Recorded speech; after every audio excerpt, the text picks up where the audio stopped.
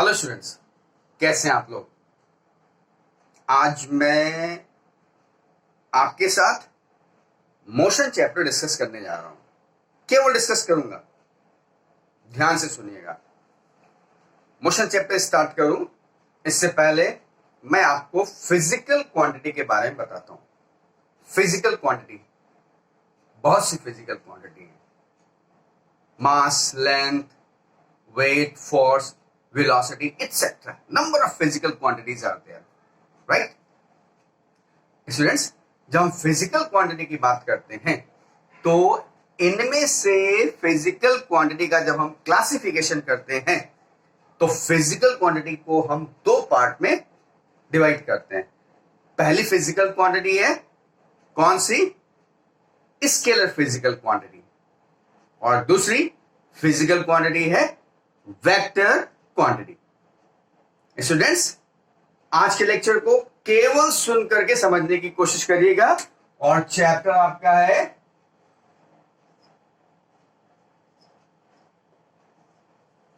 Motion. ठीक है, तो आपको बात समझ में आई। दो फिजिकल क्वांटिटी है, स्केलर और वेक्टर। स्केलर क्वांटिटी कौन सी होती है? ध्यान से देखिएगा। स्केलर क्वांटिटी वो होती हैं जिनमें मैग्नीट्यूड के साथ साथ डायरेक्शन नहीं होता, स्केलर क्वांटिटी कहलाती है। जैसे मास 10 kg। हम आपसे बात करें कि आपका वेट मास कितना है तो आप बताएंगे 40 kg। तो कभी भी 40 kg जब मैं ईस्ट में था, मैं साउथ में था, नॉर्थ में था, west, no, nothing like that. इसका मतलब मास इज स्केलर क्वांटिटी और उसमें केवल मैग्नीट्यूड है, डायरेक्शन नहीं है। Length, time, speed, right, energy, work, बहुत सी फिजिकल क्वांटिटी है। ये स्केलर क्वांटिटी है। और अब हम जो बात करने जा रहे हैं वेक्टर क्वांटिटी के बारे में। तो स्टूडेंट्स, वेक्टर क्वांटिटी वो होती है जिनमें मैग्नीट्यूड के साथ साथ डायरेक्शन भी होता है।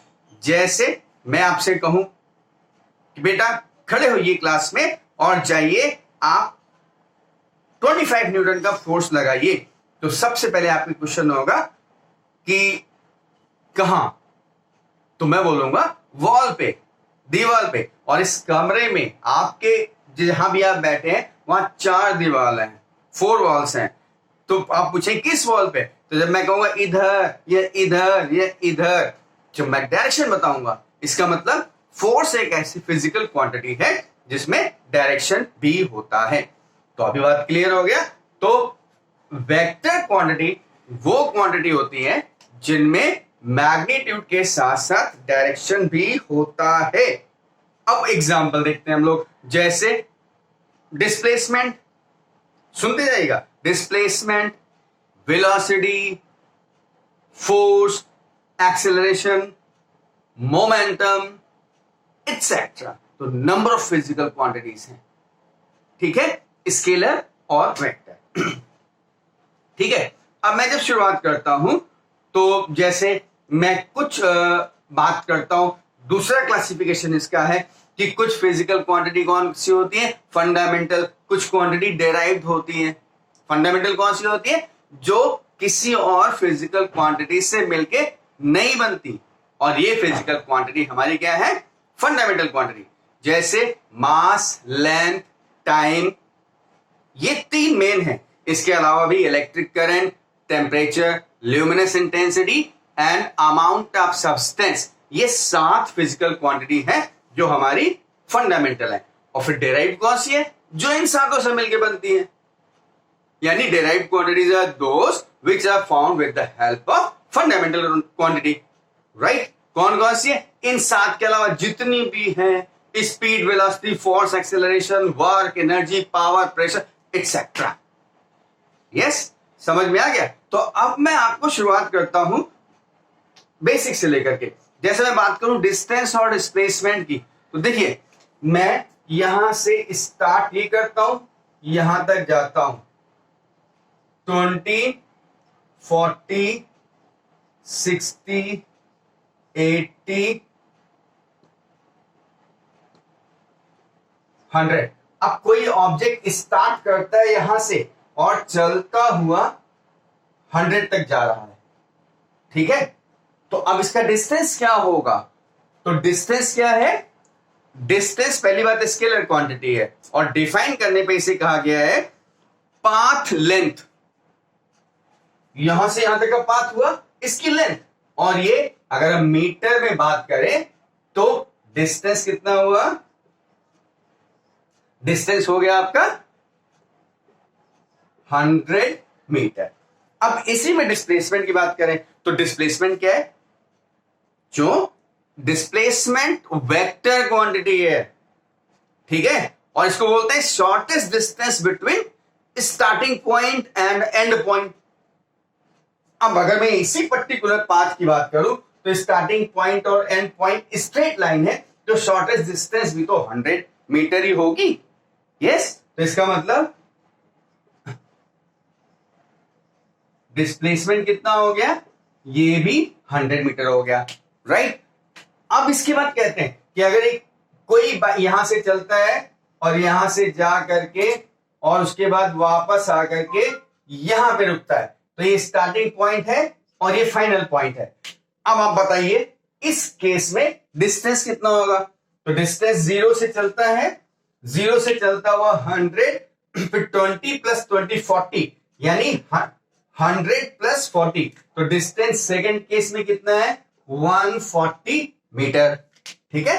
इधर के 100, 20 + 20 40, यानी 140 मीटर। लेकिन अगर हम डिस्प्लेसमेंट की बात करें तो डिस्प्लेसमेंट क्या होगा? Displacement is the shortest distance between starting and final point. तो यहां से देखिए स्टार्टिंग पॉइंट फाइनल पॉइंट, ये तो शॉर्टेस्ट डिस्टेंस सही होगा ना, और ये कितना है? 0 से 60, यानी डिस्प्लेसमेंट अब हो गया 60 मीटर। तो अभी एक चीज देखिए कि डिस्टेंस तो जो है सो है, डिस्प्लेसमेंट भी उतना है, लेकिन उससे कम भी है। इसका मतलब डिस्प्लेसमेंट डिस्टेंस के बराबर भी हो सकता है, उससे कम भी हो सकता है, लेकिन उससे ज्यादा नहीं हो सकता, कभी भी नहीं होगा। एक और नई चीज, मान लीजिए यहीं से चले और यहां नहीं रुके, अब हम चलते हुए वापस आते हैं और 0 पे आ जाते हैं। जहां से चले थे घूम करके वहीं पे आ गए। अब डिस्टेंस कितनी होगी? तो 100 मीटर, देन 100 मीटर, कितना हुआ? 200 मीटर। डिस्टेंस हो गया आपका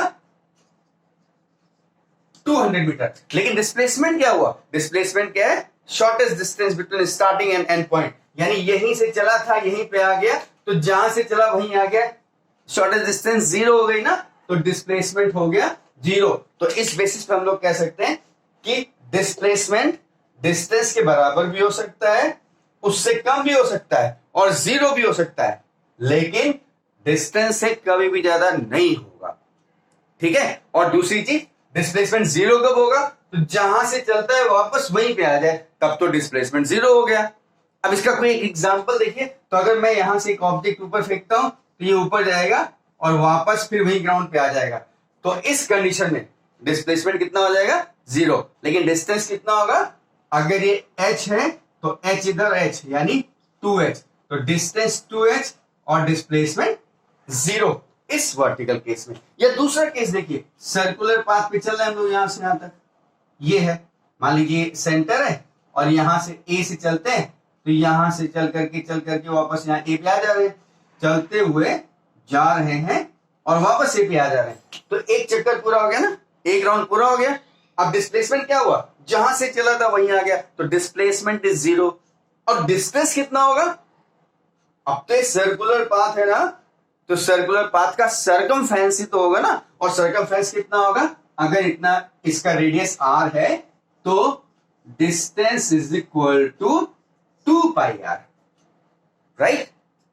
अच्छा, अगर ये यहां से चल करके चलता है और केवल हाफ साइकिल a से b तक आता है, तब डिस्टेंस कितना होगा बताइए? तो डिस्टेंस होगा पूरा 2πr होता है।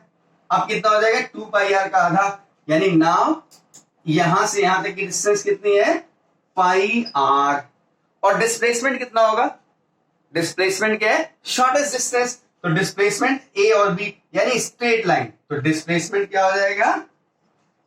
This will be r plus r, that is 2r।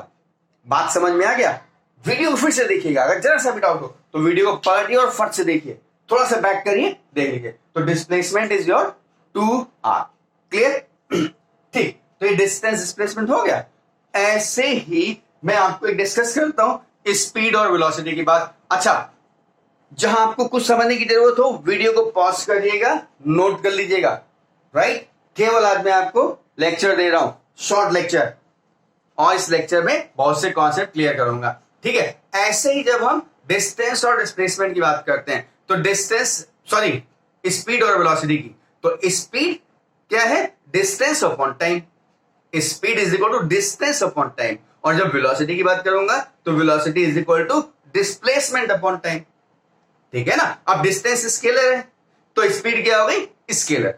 Distance क्योंकि स्केलर है तो स्पीड हो गई स्केलर। और ऐसे ही जब हम वेलोसिटी की बात करते हैं तो डिस्प्लेसमेंट हमारा वेक्टर है ना, तो वेलोसिटी क्या हो गया? वेलोसिटी भी हो गया वेक्टर।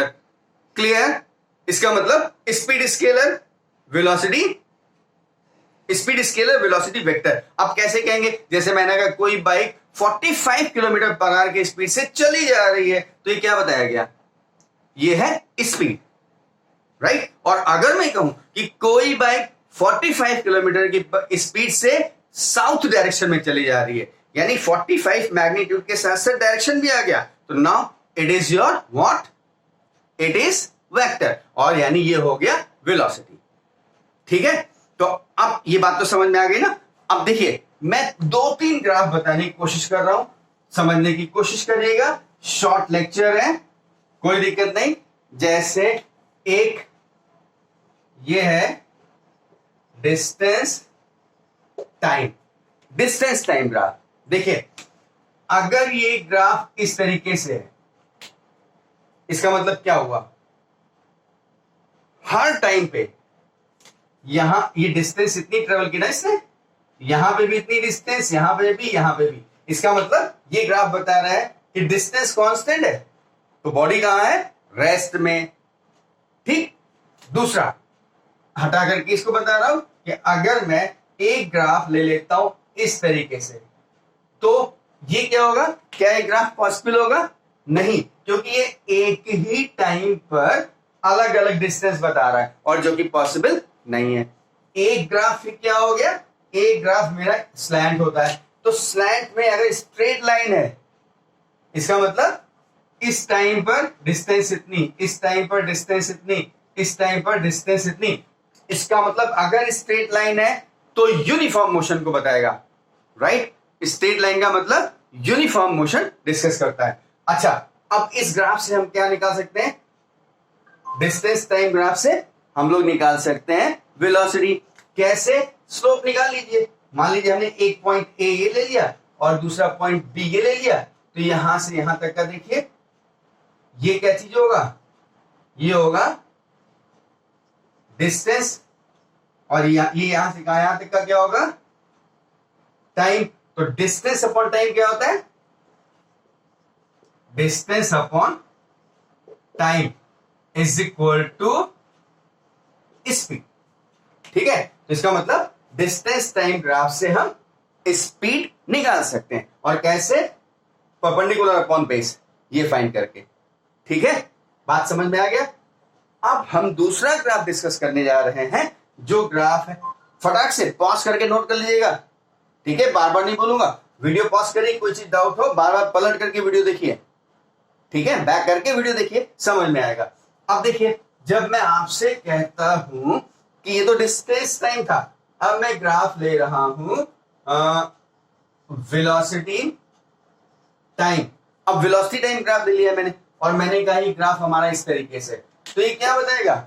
बहुत से बच्चे कहेंगे बॉडी रेस्ट में है, क्योंकि पीछे सर ने बताया था बॉडी रेस्ट में, तो वो तो डिस्टेंस थी कांस्टेंट हो गई ना, ये हर टाइम पे वेलोसिटी कांस्टेंट हो गई ना। और वेलोसिटी कांस्टेंट का मतलब कांस्टेंट वेलोसिटी से जा रही है, यानी उसकी वेलोसिटी में चेंज नहीं हो रहा, और वेलोसिटी में चेंज नहीं हो रहा तो इसका मतलब एक्सेलरेशन प्रोड्यूस नहीं होगा, यानी एक्सेलरेशन जीरो इस ग्राफ में। अच्छा, ऐसे ही अगर मैं ग्राफ इस तरीके से कहूं तो ये ग्राफ भी हमारा पॉसिबल नहीं है। एक एक ही टाइम पे अलग अलग वेलोसिटी नॉट पॉसिबल। और मैं एक ग्राफ ऐसे बता रहा हूं तो ये क्या बता रहा है, स्ट्रेट लाइन यूनिफॉर्म, और फिर पिछले केस की तरीके से ये हो जाएगा डेल्टा वी, यानी अगर यहां V1 ले लें और इस पॉइंट को हम ले लें V2, तो V2 minus V1 delta we, और यहां से यहां तक क्या हो जाएगा T1 T2 यानी डेल्टा T, और delta V by delta T, delta V by delta T is equal to A, यानी वेलोसिटी टाइम ग्राफ से हम एक्सेलरेशन भी फाइंड कर सकते हैं। कैसे? परपेंडिकुलर अपॉन बेस, और क्योंकि स्ट्रेट लाइन है यूनिफॉर्म होगा तो खाली स्टार्टिंग और एंड पॉइंट ही नहीं, आप कोई दो पॉइंट ले लीजिए। मैंने एक पॉइंट ए ले लिया, एक पॉइंट बी ले लिया, यहां से ऐसे ड्रा करिए, यहां से ऐसे ड्रा करिए, ये डिस्टेंस मेजर कर लीजिए, ये डिस्टेंस, तो ये भी डेल्टा वी होगा, तो ये भी डेल्टा टी होगा, और delta we by delta T निकालेंगे तो वो यही आएगा जो यहां से यहां के बीच में आ रहा है। क्यों? क्योंकि ये है स्ट्रेट लाइन और यूनिफॉर्म मोशन को रिप्रेजेंट करेगा। एक लास्ट चीज बता रहा हूं स्टूडेंट्स कि वेलोसिटी टाइम ग्राफ से हम लोग क्या फाइंड कर सकते हैं, डिस्प्लेसमेंट या डिस्टेंस। अगर डिस्प्लेसमेंट और डिस्टेंस दोनों दे रखा है, ठीक है, तब तो डिस्प्लेसमेंट होगा, अदरवाइज डिस्टेंस की बात करते हैं। ठीक है, कैसे फाइंड करेंगे? इसके बारे में कहा गया है कि वेलोसिटी टाइम ग्राफ अगर आपको दिया गया है ये, ठीक है, तो क्या है ये, आप यहां से परपेंडिकुलर ड्रा करिए, यानी एक ग्राफ हमारा इस नेचर का है, और ये शेडेड पोर्शन का एरिया फाइंड कर लीजिए, और ये एरिया आपको बता देगा क्या, डिस्प्लेसमेंट। ग्राफ खाली ऐसे नहीं हो सकता है, ग्राफ स्टूडेंट्स ऐसे भी हो सकता है। ऐसा ग्राफ है, ये वेलोसिटी है, ये टाइम है, तो आप यहां से परपेंडिकुलर ड्रा करिए, यहां से परपेंडिकुलर ड्रा करिए, और ये एरिया फाइंड कर लीजिए। ये एरिया का मतलब लेंथ इंटू ब्रेथ या लेंथ इंटू ब्रेथ, और मेजरमेंट यहां नोट होगा, इससे मेजरमेंट नोट करके आप एरिया फाइंड करिए, और इससे भी आपको डिस्प्लेसमेंट मिल जाएगा। ठीक है, अब एक चीज और देखिए, क्या ये ग्राफ हमारे स्ट्रेट लाइन ही होंगे? नहीं, ये स्ट्रेट लाइन के साथ साथ कर्व भी हो सकते हैं। कैसे? जैसे वेलोसिटी टाइम, ये ग्राफ हमारा ये भी हो सकता है, तो लेकिन ये क्या होगा, ये यूनिफॉर्म मोशन को रिप्रेजेंट नहीं करेगा, ये होगा नॉन यूनिफॉर्म मोशन। ठीक है, वेलोसिटी टाइम की जगह ये डिस्प्लेसमेंट टाइम हो तो भी ये नॉन यूनिफॉर्म मोशन को रिप्रेजेंट करेगा। ठीक है, अच्छा, वेलोसिटी टाइम ग्राफ में एक और चीज देखिए आप, मैं आपको बताऊं कि जैसे एक ग्राफ में बना रहा हूं वेलोसिटी टाइम, और ये ग्राफ इस तरीके से है, ठीक है, दूसरा ग्राफ इस तरीके से है, तो दोनों में अंतर क्या है? ये कहते हैं टाइम के साथ वेलोसिटी बढ़ रही है, टाइम के साथ वेलोसिटी बढ़ रही है, यानी एक्सेलरेशन प्रोड्यूस हो रहा है, तो ये यूनिफॉर्म एक्सेलरेटेड मोशन, क्योंकि स्ट्रेट लाइन। लेकिन यहां क्या हो रहा है, टाइम के साथ वेलोसिटी डिक्रीज कर रही है, तो ये क्या हो गया, रिटार्डेड, यानी नेगेटिव एक्सेलरेशन है, तो इसको बोलेंगे यूनिफॉर्म रिटार्डेड मोशन। बात समझ में आ गया? तो ये एक्सेलरेटेड मोशन है, ये रिटार्डेड मोशन है, और इसी में अगर हम आपसे कहते हैं कि कोई बॉडी यहां से चलती है, फिर यूं रहती है, फिर लौट के आती है, तो इसका मतलब क्या हुआ? तो इसका मतलब ए से बी तक एक्सेलरेट हो रही है, यानी उसकी स्पीड बढ़ रही है, बी से सी तक कांस्टेंट वेलोसिटी से जा रही है, और सी से डी तक फिर उसकी वेलोसिटी डिक्रीज कर रही है। क्लियर? बात समझ में आ गया? कोई डाउट नहीं? तो स्टूडेंट्स, आज हमारा लेक्चर बस इतना सफिशिएंट, बहुत सी चीजें बताई हैं। इक्वेशन ऑफ मोशन तीनों आपको मालूम ही है, v is equal to u plus ad, s is equal to ut plus half ad square, and v square is equal to u square plus 2as। Plus की जगह माइनस भी होगा, कब? जब एक्सेलरेशन होगा तो प्लस रहेगा, और जब ये रिटार्डेशन होगा तब वहां पर नेगेटिव होगा, और इनको यूज करके न्यूमेरिकल्स आप कर सकते हैं। तो स्टूडेंट्स, आज का लेक्चर मेरा यहीं पे कंप्लीट। Thank you. इस वीडियो को बार बार देखिएगा, बहुत छोटी छोटी सी इंपॉर्टेंट चीजें हैं आपके लेवल से, और जो आपको फ्यूचर में बहुत हेल्पफुल होंगी। Thank you, God bless you.